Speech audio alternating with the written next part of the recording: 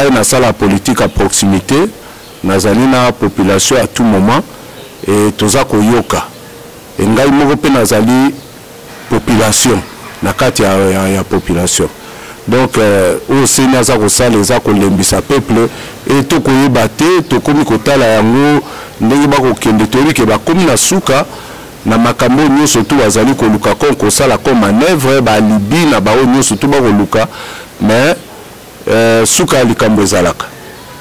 suka likambo ezalaka peuple avandi peuple congolais azali zoba te kotalaka wana ayebi ndenge nini pe peuple aza kokanisa alors baluka ba répondre peuple na oyo peuple alingi c'est ça oyo ezali to koloba ke ata na biso na politique malamu ya lini misala au peuple akolinga oyo tout koluka biso tokoki koimposer peuple te donc boluka te bo régner na bamakambo moko na ndenge ya buzoba que peuple atikalaka toujours kaka na place na motema donc on a eu réponse na koki kolobelo wana te mais problème na biso ya li volonté peuple ti sikoyo bazali kosala yango te oyo baza kokamba seni. Ok, merci. Sikoyo tonde tuna motuna moko boye motuna wana ezama makasi mais il faut oyambela biso limbolela biso pardon yango est-ce que ko reporter élection oyo ndeko mona mboka nanga sali ezali reconnu na constitution na biso que 2 jours avant ma ponami ye alobi élection à reporter mona mboka José Bolema yebisa biso ezali reconnu na constitution to ezali lolenge bango moko to lolenge moko monaki asala na ndingi ne ndeko na ngai na kanisa na lobi yango le na nini tango na bandai kolobawa makambo ebele eza kosalama wana na kati ya seni wana to comprendre te toza comprendre te et baza bakomi komema batu na ndenge bango mo balingi et même na Bible eza kolobela biso ke soki omoni moto akomi na bamakambo akomi neti Kaina akomi kosala ndenge akende boya zonga simba boya baluka alors biso faut toza prudent na bango totala suka na bango bakodinda na libulu donc makambo wana tout baza kosala toza comprendre te mais tozali kotia communauté internationale à témoin batala ndenge nini bato yo bazali kokumba mboka donc ezali susu eza sérieuté bosali ba élection pardon bosali ba campagne na temps bapesaki et tikali soki jour mibale pona bokende na ba élection toyoki bakati liboso ba bloquer président na biso Fayulu tango azaki autaki na bandu ndo kozonga ba bloquer na nzela et balinga kota te donc ba makambo moko kiliti ko ekomi oya biso to ezaki prévu ba betaki to balobi ba kopesa ta 2 minutes te ya date le 23 tout le monde le 23 eleki donc mais peuple congolais nous surtout toza kotala mais ezali ko sala passe alors oya ezali responsable toza ko senga na ba o bazali ba responsable pour na organiser biloko wana ko organiser ba élection ba ko assumer ba responsabilité na bango ezali te que ceux qui vous a prêté mais déjà na mibeko mboka lobaki que toke na élection le 23 et le 23 l'équipe biso kaka boy siko to komi balobi le 30 mais to occupé le 30 ango et komi le susu ne balobaka na linga na biso mbutu ote mbilinga et komi le susu ote bamboka boye et kosala te bamboka mususu sala. Alors ngai nazali na kati ya parti moko za organisé na koki kozala koloba oyo te tango nanu biso tosangani te na kati ya parti na biso porte parole azali et toyebi ke sikoyo bato pe bazali kovanda bazali kotala ndenge nini bato baza koloba pona toyeba ndenge nini tokoki korépondre na ba oyo bango baza koloba donc ce n'est pas vraiment sérieux. Et ça c'est réalité. Oh il y a un report sur report kolongola ba misusu balobi suffrage il faut à la universel. Et ba makamwana nyo surtout tango ba kosala et puis ba kei ko pesa nini résultat ensemble il y a o kotala mboka mobimba. Mais to kotala ngo ndenge ba koloba na kansa to comprendre te Moi, je suis de comment appelle le dit, dans la province, nous sommes sous élection et comme dans le mois de mars. Parce que moi, je suis mais aujourd'hui, quand on a mboka au Congo, vraiment, Congo, mboka au Tony Bomengo, mais ma camozo qui est kili, ma camozo qui est dans le monde où il s'engage.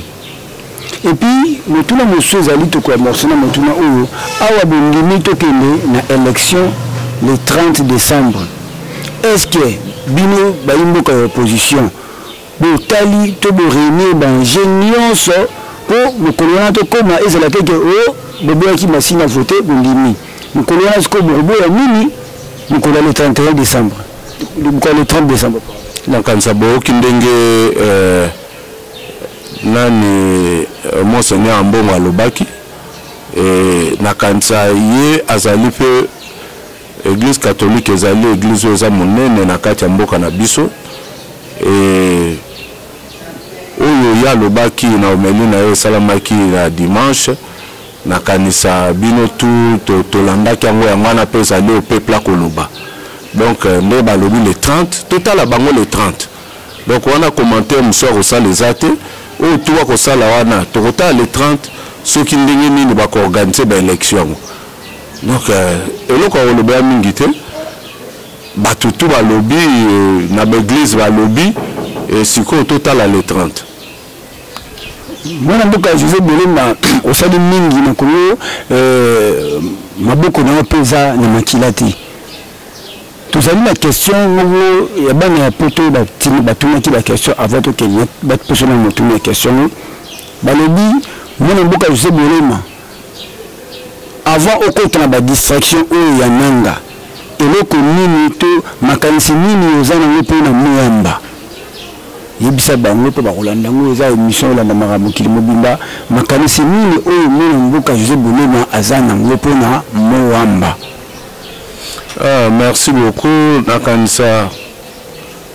ba défi ezali belé pona moamba nazalaki liboso député provincial et ce que tali mboka na biso makambo belé za ko marcher te dans l'ensemble presque nyonso surtout na ville ya Kinshasa. Et loko oyo pendeza ko marché ya malonga ezate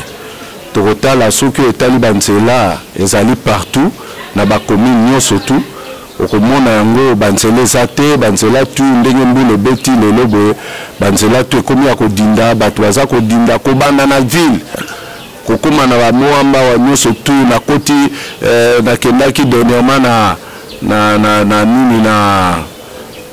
Kingabwa kuna mawa mingi balabala ebele okokuta kuna komika poto et bamoya koleka zate. Donc wana ezali nano ba problème to yana ngo to yana problème à courant partout to yana problème ya mai soki totali oke ba community kisenso ekosalo passe ti lelo na kati ya capitale bazali plus bazaka na ba mai ya kosomba bidon 200 francs 200 francs ya bidon mai il faut basala ba forage ba mai na bango za ya kotimo la mabulu siko na kati ya ville ya Kinshasa. OK ina rigini même problème ezali eza problème moko yo o mona eza simple ke baluka na régie des eaux babomisa moteur o ekoki ko pomper mai ekende ebima na ba robinet ya batu mai ebimaka te. Et batukuna pe ba komi na système ba forage batimola libulu wa salamai. Donc tozali na ba makambu awa na kati ya lemba koloba te eza na ba moment muso insécurité kuluna eza presque partout. Donc toyebi to epa na biso o to boy koloba ke il y a pas ces alimini, il faut tous ba dirigeants responsables. Il faut tous ba dirigeants responsables. Biso epa na biso na kati ya MLC na kansa nazali kosala publicité te ba makambo to esesili mais biso tozali kotala il faut tout tia bato bazali ya rigueur tout tia bato bazali sérieux des responsables oyo azuli kambo ya peuple avandisi yango na motema ekomi souci na ye et aluki à répondre na makambo wana mais nous surtout toza kotala lelo na kati ya mboka na biso tozali na problème ya bato. Problème ya batu ceux qui te tiennent moto azali conscient ouais yebire aza komona passe ya peuple congolais ala te que ndenge to tala siko muta komona te na postuler pour na ke loluka musala mutakei a postuler alobi te ngai pa na ngai za musala na sala po na nga na gagner na bana ngai wana nde passe et seigneur na bino boyeba batu o nini o bazali ko postuler oye ba vie na ye oye ba mutu ana za sérieux na pesa ye makamba politique ya mboka na biso est-ce que na ndenge na ye akoyi ko sala répondre biso akoyi ko lobela biso donc wana ezali problème mosusu mais problème oyo ezali makasi seigneur na biso toye ba ndenge nini tokopona bato topona bato na sentiment te parce qu'apesi ngai polo na kanisa monseigneur ambongo alobaki yango parce que asopi bapolo na veni na ngai apesi biso bateni ya sport asali boye apesi biso maputa oyo kuna apesaki te yango wana okomona ke politique na biso mingi ezali kokende na bato oyo bazali baaventurier nde baza koganye na politique ya mboka bakomatisa bapanwa minene bakosala nini bakomi kokaba mbongo kosala nini mais luka oyo bavie privé na ye aza kotambola ndenge nini mais pas na biso congolais et bon étaliété ah yo akoloba no yo pesi ngai eloko te oyo kuna pesi ngai otana voto apesi ngai mais oyebi mpe mutango te olobi te na oyebi te mais oza koluka kaka kokende donc ezali pasi na biso yo tozali na kati ya institution tosali 10 ans et toyebani lelo mutu soki alobi bolema na kanisa ebele bakobanga parce que la prise de position à Bolema ezali kolinga te bazali kolinga mingi te mutneti batu bon nalinga ko milobela ngai moko te mais soki bosali banquette nalinga ki ta musubo osala bobo kende pe na institution yo biso le cas ki bo mekana ko tuna batu ovandi ata 10 personnes bo tuna Bolema seki to le cas et ça wana uzala et kozala bien pe bakoyi bisa yo mutu wana personnalité ni naza nango donc navanda ki na yebi mission na ngai e bato pe bakoya esengeli ba yeba mission na bango mission na ngai ezali nini na kei kuna te pona na s'enrichir na kei kuna te comme politique comme business ya koluka mbongo na kei kuna te pona na tambola na banini alors bopona malamu ezalaki ba makambo ebongai to le bango avant mais eza pe trop tard te lokola ba mapona myango nanu esalamité et bateau batie ba paquet na bango mbongo ebele ayebi ki akobima pona tie mbongo ye pe akokanisa na mutu na ye soki akumi kuna akenda récupérer mbongo nini oyo atiaki donc eza mawa eza ngai franchement naza komona eza mawa mingi mpona mboka na biso soki torate maponami oyo que tout ça tous les sous 10 ans ou bien 5 ans encore mpona ndenge constitution na biso ezala toki esu na maponami ekozala le peuple congolais ko souffrir et ça n'est initiation balobi ya grenouille natangaki yango quelque part grenouille bazui na kati ya nzungu ya maya moto nzungu ya oyo bakolamba ko nzungu eza nanu malili bazui mai batie na kati bazui grenouille bakotie na kati ya nzungu wana grenouille na kati ya nzungu mpe bapelisi moto na se mais na kati ya nzungu grenouille ako se sentir à l'aise avant ine na kati ya nzungu ayaka neti mai na nga na sukolaka mai bando koma tiede grenouille mpe na kati ya mai wana mai yango ekomi elengi mai bando koma mwa moto alobi elengi navanda kaka mai ekomi moto makasi e grenouille ntango abandaki komona mwa neti tiede abima ye aza kobima te etango ekomi bando koma moto makasi akabi ezalaka ndewa ti mai ekomi mpena moto ya makasi ti akufi na kati eza neti sikoyo peuple congolais aomona situation na biso ya Congo bakuru ezalaki ndenge wana liboso toyebaki mo delestage te na biso tookola delestage ekomi na monoko ya motutu bon totala nano eza neti grenouille te totala après ekuru ekomi kokende une semaine eza koya te totala kaka après bakopesa bino bakable ezalaka te kote mosusu basali 9 ans bon tozala nao na kati ya donc ndenge moko na situation ya Congo mobimba bana bakosisa classe liboso ezalaki akomi azwi mosala sikoyo ata akomi mosala eza te mosala ekomi na telefone moto abengi azwi mosala e toza kokendeka na basituation moko toza kodinga mai eza kochauffe ti soki tofungoli miso te tokokufa neti grenouille na kati ya nzungu et Seigneur na biso sikoyo tout se révolter to bima na kati ya mai wana donc wana ezali lisese munene mpona biso bacongolais totalaka kolobaka te situation oyo te na situation bon eza kaka likambo tomesani totika kaka nde totala rythme kaka yaka rythme ya mboka tokomi na langage wana or ezali mawa esengi na biso tolongwa na situation oyo tozali na yango Kinshasa ezalaki boye totuni ngai na kosala nini oyo ya kosala sikoyo ekomi ebele esengeli tolongwa nao na kati ya système na système oyo corruption etondi moyibi ekomi makasi na mboka moto akokende ntango akei kuna okoyoka na famille mpe na mosu bakoloba nde balobi soki okomi na mosu député en tout cas famille ebongi est ce que bokotinda ndeko akende akoma député mpo na famille ebongi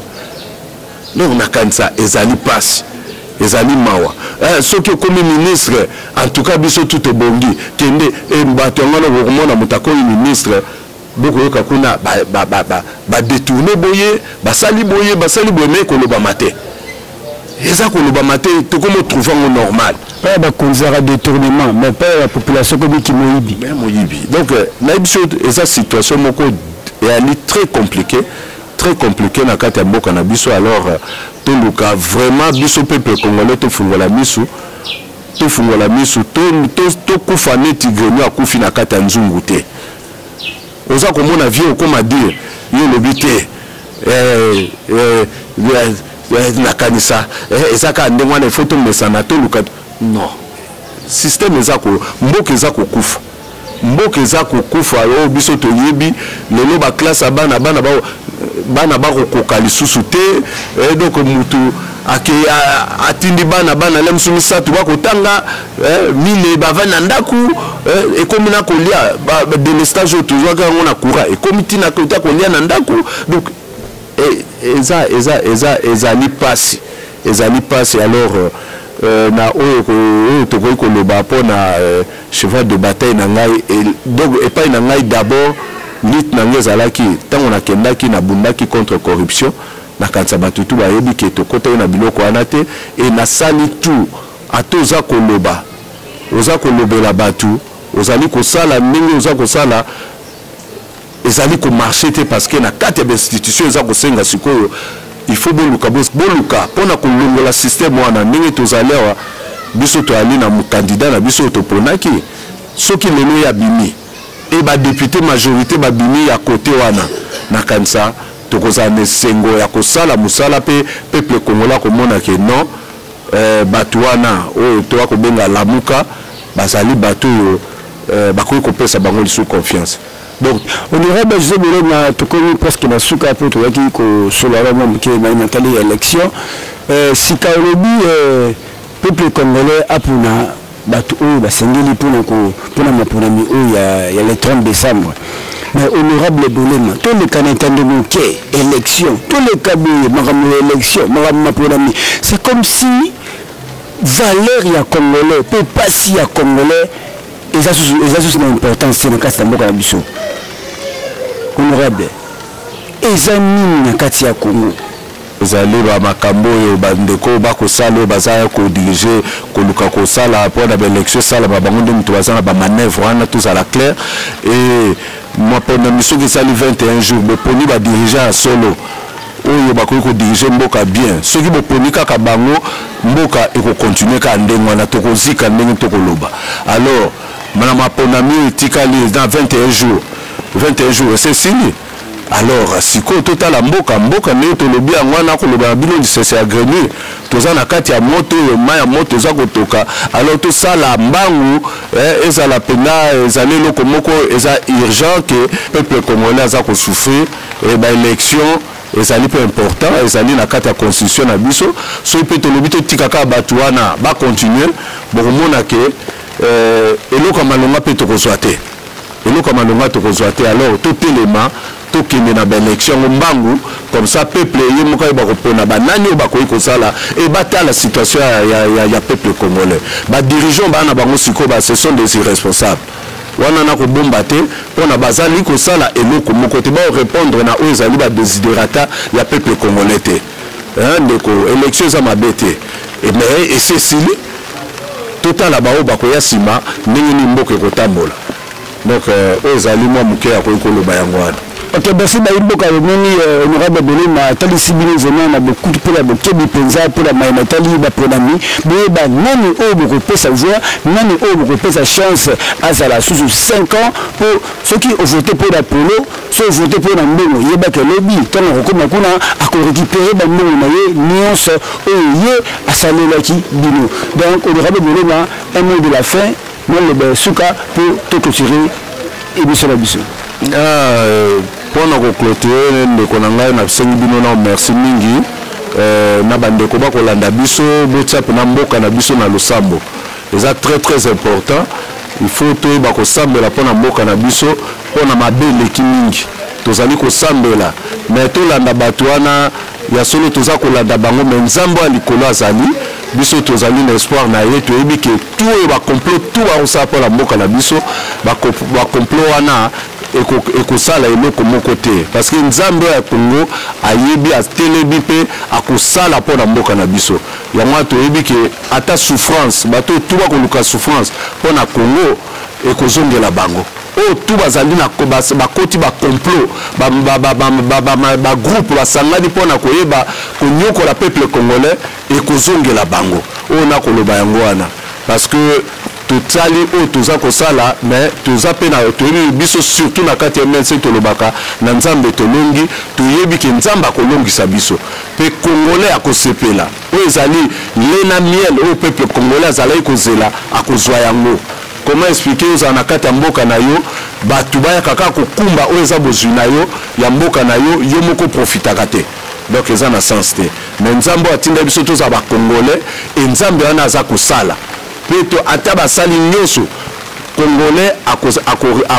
akosuka akozwa victoire oyo etali mboka na ye yango na koloba yango eloko nini koloba na bana mwamba mpona honorable José Bolema Walema. Bana mwamba na kanisa tozali na bino et nasalaki nayeba émission na ngai natikala ko trahir bana mwamba te natikala ko trahir parti na ngai MLC te natikala ko trahir na mission bapesaki ngai nayebaki kolanda mission na ngai malamu et ezali makambo ngala ko kosala témoignage te na se sacrifiaki mingi pona bato pona nani bandeko bapesaki nga mandat comme député provincial na kati ya Lemba et sikoyo na parti na ngai bapesi ngai ke nalobela sikoyo mwamba nazali toujours na kati ya parti watikaki ngai et nazali ko continuer et boyeba ke oyo tout biloko koloba yango wana ekokota na monoko na ngai yango nde ngai na kokende koloba eloko makasi ezali te bozala na confiance na ndeko na bino José Bolema et azali moto oyo azali parmi ngai na koki komilobela nga moko te me nazali moto oyo nazali intègre na kati ya mission na ngai mpona bino donc on a koki koloba yango wana merci. Ok, merci tokomi vraiment na suka ya émission na biso bolandi mwana mboka José Bolema vraiment alobi na bosolo vraiment ngai nazwi mpe oyo nazwi bino mpe baimboka ya souscription ya mwamba bomoni ndenge mwana mboka José Bolema alobi vraiment mingi ezali malamu mpe vraiment bo pesa ye mpe chance wana parce que alobi mpe atalisi biso mai oyo ezali kosalema kati na mboka na biso Congo et surtout oyo etali mai